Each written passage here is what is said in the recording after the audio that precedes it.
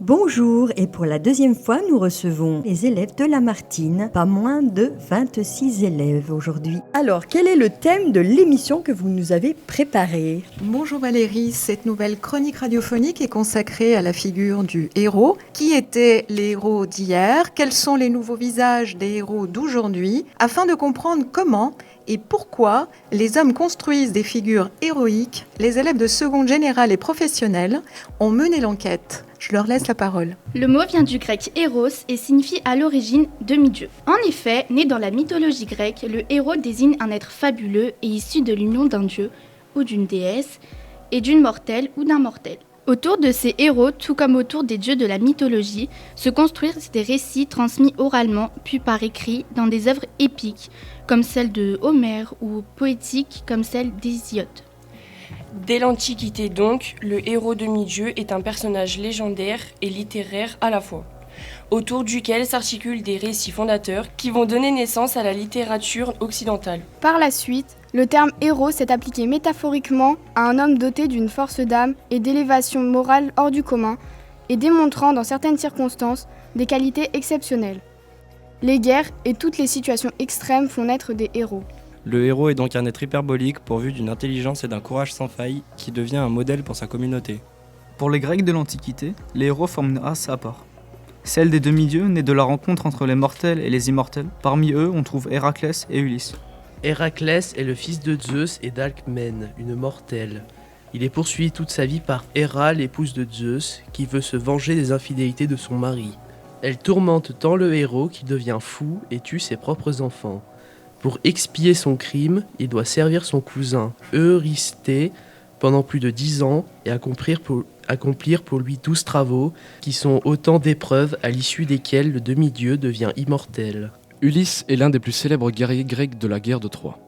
Héroïque non pas par sa force mais par sa ruse, dont il a par exemple recours lorsqu'il pressait de retrouver sa patrie Ithaque, il doit affronter avec ses compagnons le cyclope Polyphème, un monstre gigantesque doté d'un seul œil. Le héros homérique recherche la belle mort. Jean-Pierre Vernant a montré comment celle-ci était indispensable aux héros qui voulaient être dignes de cette élite des Aristoïs, c'est-à-dire des meilleurs, hommes valeureux à qui est promis une renommée éternelle. C'est dans le cadre de cette culture aristocratique de l'honneur et de la mort héroïque que les Grecs répondent à l'angoissante question du sens de la vie, du vieillissement et de la mort, dans un univers mental où l'idée de la résurrection du corps est impensable. Le développement du christianisme et la mise en place de la société médiévale ont engendré une mutation des figures de l'excellence. Si, dans les nouvelles catégories mentales qui voient le jour, un être humain ne peut plus devenir Dieu, les intercesseurs entre les deux univers sont valorisés. Les héros du Moyen-Âge sont donc ceux qui accomplissent les desseins de Dieu et qui se rapprochent du modèle divin. Les saints et les preux chevaliers sont ainsi privilégiés. À titre d'exemple, citons Saint Martin de Tours qui a vécu au IVe siècle et qui a été pendant tout le Moyen-Âge et une partie de l'époque moderne, un des saints les plus populaires en France. Ses premiers biographes font de cet ancien légionnaire romain, perpétuel migrant, ermite, évêque et athlète de la foi contre le paganisme, un modèle d'homme, d'action et de mystique. À partir de la seconde moitié du XVIIe siècle, s'est développée une critique acerbe de la conception traditionnelle de l'héroïsme. En France, les moralistes Pascal et La Rochefoucauld, par exemple, participent à cette démolition du héros. L'archevêque Fénelon, dans son œuvre Les Aventures de Télémaque en 1669, qualifie les héros épris de violence de fléaux du genre humain. En 1759, dans son célèbre conte philosophique intitulé Candide, Voltaire assimile la guerre à une boucherie héroïque et remet ainsi en question l'héroïsme sur le champ de bataille. L'idéal devient le sage politique, pacifique, créateur de cités harmonieuses. C'est alors que commence à s'affirmer la célébration des grands hommes avec leur mausolée parisien, le Panthéon, où reposent savants illustres, grands écrivains, philosophes, législateurs marquants. Après la Seconde Guerre mondiale et ses grands héros résistants comme le général de Gaulle, Jean Moulin ou Lucie Aubrac, l'univers héroïque s'est à nouveau profondément transformé dans le monde occidental. L'horreur du conflit international a fait naître la volonté de reconstruire un monde fondé sur les valeurs de justice, de solidarité, d'humanisme.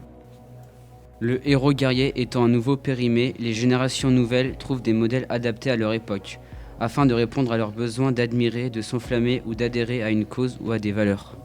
Les héros politiques qui combattent pour un monde nouveau et veulent renverser l'ordre établi connaissent un certain succès jusque dans les années 1970, par exemple Martin Luther King, pasteur baptiste afro-américain, est resté célèbre pour avoir mené un combat non violent pour la reconnaissance des droits civiques des Noirs américains. Excellent orateur, il suscite une grande ferveur et reçoit le prix Nobel de la paix en 1964. Les héros humanitaires, ils prônent l'action non violente, le maintien de la paix et le respect des droits de l'homme. Mère Teresa, religieuse catholique fondatrice de l'ordre des missionnaires de la charité, béatifiée en 2003, l'abbé Pierre, décédé en 2007, s'inscrivent, par leur lutte active contre la misère, dans cette catégorie qui essaye de conjuguer humanisme et héroïsme. Le vocabulaire est en effet celui de la bataille, puisque l'on parle de l'insurrection de la bonté, déclenchée par l'abbé Pierre en 1954, ou encore des combats pour sauver des vies. Deux professions confrontées au danger conjuguent également héroïsme et humanisme et sont source d'admiration. Le journaliste lutte pour l'information, la défense des droits de l'homme et de la démocratie, et parfois au péril de sa vie. Par exemple, la journaliste russe Anna Politkovskaya, spécialiste de la Tchétchénie, militante des droits de l'homme et opposante à la politique de Vladimir Poutine, est morte assassinée à Moscou en 2006. Citons également l'un des plus grands reporters de guerre, le photographe américain engagé James Natchway. Incroyablement courageux et entièrement dévoué à son travail, il parcourt le monde depuis plus de 20 ans sur les lieux de conflits et de catastrophes humanitaires. Autre figure de l'héroïsme humanitaire, le pompier, qui combat le feu pour sauver des vies humaines. Autre modèle, les héros aventuriers. Parmi ces héros de l'extrême, ces combattants de l'impossible, citons Yuri Gagarin, cosmonaute et héros de l'Union soviétique, qui devient le 12 avril 1961 le premier homme à voyager dans l'espace et relève ainsi le défi de la conquête spatiale. Autre exemple célèbre, en 1970, l'alpiniste et explorateur italien Reinhold Messner est le premier à enchaîner la conquête des 14 sommets de plus de 8000 mètres qu'il boucle en 1986. Autre modèle héroïque, les lanceurs d'alerte. Ce sont des personnes, des groupes ou des institutions qui, ayant connaissance d'un danger, d'un risque ou d'un scandale, adressent un signal d'alarme aux instances officielles et enclenchent ainsi un processus de controverse ou de mobilisation collective. Les lanceurs d'alerte prennent des risques réels au nom de la cause qu'ils défendent.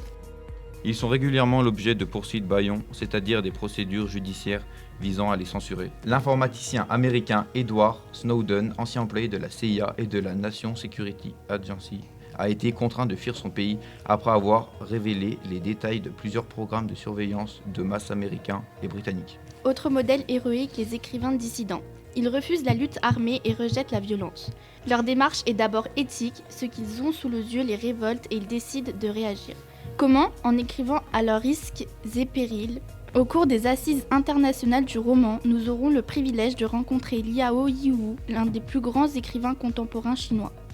En 1989, il est devenu célèbre avec son poème Massacre qui dénonçait la répression des manifestations de la place Tiananmen et qui l'a envoyé en prison de 1990 à 1994. Une expérience d'humiliation et de torture qu'il raconte dans son livre majeur, Dans l'Empire des Ténèbres. Commencé en prison, ce texte est un véritable rescapé.